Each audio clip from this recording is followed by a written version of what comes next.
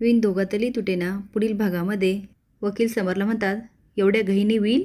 समोर म्हणतो, हा बिझनेस, घर, मला असं वाटतं ह्या सगळ्यावर आता आजीचा अधिकार असायला हवा. हे अर्पिता ऐकते आणि मलिकाकडे पळत जाते. मलिका विचारते, आप्पी एवढं काय झालं? एवढ्या धापा का टाकते? ती म्हणते, अगं समरदादाने विल बनवलंय, आता हा बिझनेस घरावर फक्त आजीचा अधिकार असणार. मलिका चिडून म्हणते, एवढं वर्ष मला हेच नको होतं. ती म्हातारी ना खूप हुशार आहे, आपल्याला एक कवडीही नाही देणार. मला तर असं वाटतं समरच्या आधी ही म्हातारीच जायला हवी. आप्पी म्हणते, आता आपण काय करू शकतो? सगळं तर आजीच्या हातात गेलं. मलिका म्हणते, अजून विल कुठे झाली? तिच्या नावावर होण्या पहिले तिला ढगात पाठवायची. आता काय काय करायचं हे ते आप्पीला सांगते. समरचा फोन येतो की वकील घरी येत आहेत. आजी म्हणते, का रे अचानक का? तो आजी आल्यावरच सांगतो. आता त्यांची वाट बघत आजी खालीच बसलेली असते, पण तेवढ्यात आप्पी ज्यूस घेऊन येते.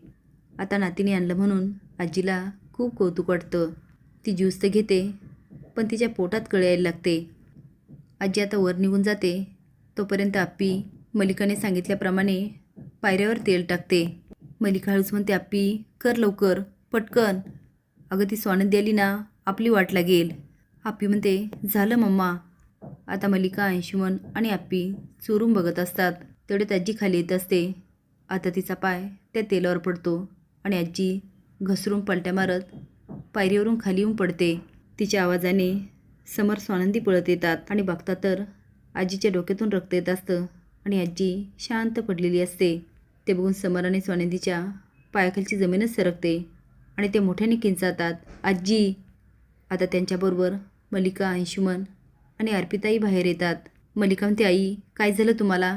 तुम्ही अशा कशा पडल्या? समर, अरे बघ ना, आई काहीच नाही बोलते. आप्पी आणि अंशुमन आजी आजी करत असतात.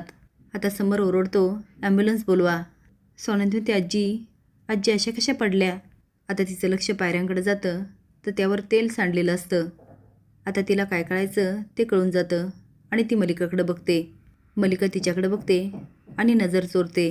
आता स्वानंदी अंशुमन आणि आप्पीकडे बघते. अंशुमन तर धीट असतो, पण आप्पी घाबरते.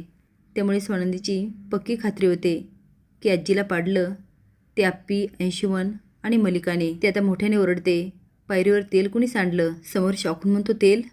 तेल कसं सांडलं? आता मलिका नाटक करत म्हणते, तेल कुणी सांडलं तेल? आणि नोकऱ्याच्या नावाने मोठ्याने ओरडायला लागते. तेही पळत येतात आणि म्हणतात, साफसफाईचं काम अंशुमन सर बघतायत.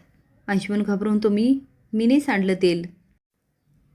आता मलिकाने टाकलेल्या डावात मलिकाच अडकते. आता बघूया पुढे काय होणार. असेच नवीन अपडेट जाण्यासाठी लाईक आणि सबस्क्राईब करा. धन्यवाद.